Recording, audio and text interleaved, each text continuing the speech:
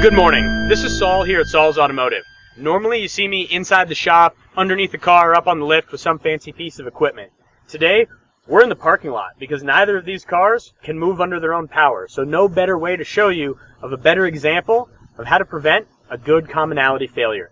Both the vehicles that I've got my hands on are Nissan products that use a CVT or constantly variable transmission. We've got an Ultima and a Murano here. They also use this in the Rogue and in several others like the Maxima and then some.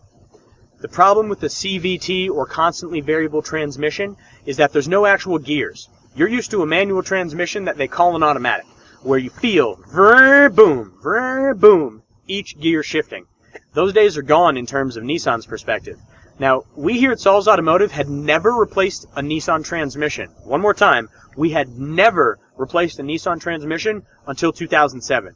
Then Nissan started doing research into their profitability versus reliability and started issuing constantly variable transmissions, knowing that they're filled with rubber bands that are disposable.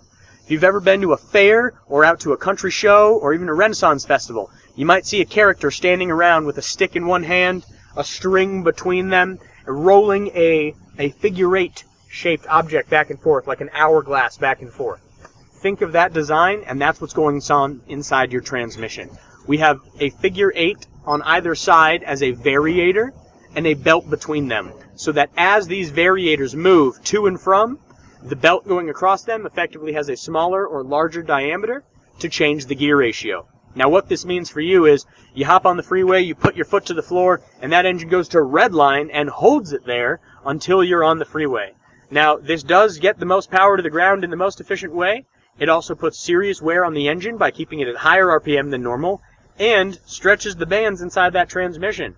Nissan was really going for profitability. They made sure those transmissions are non-rebuildable. Long gone are the days of taking your Chevy, Ford, or Dodge transmission apart, putting all new parts in it, rebuilding it, and sending it back to the road with an American-made stamp behind it.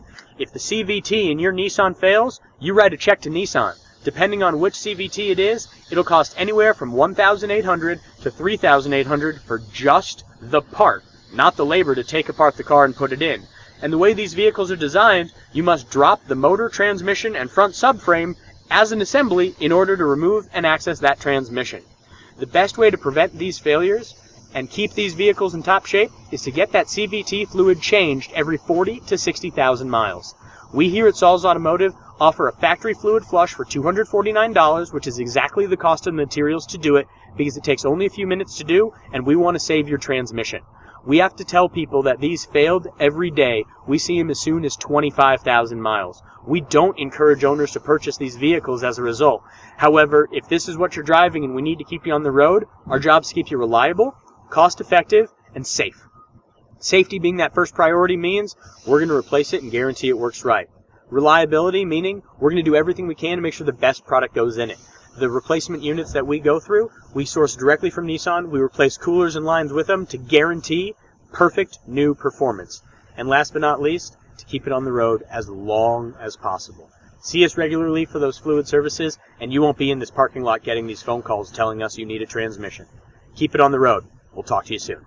Call us at 303-919-7769.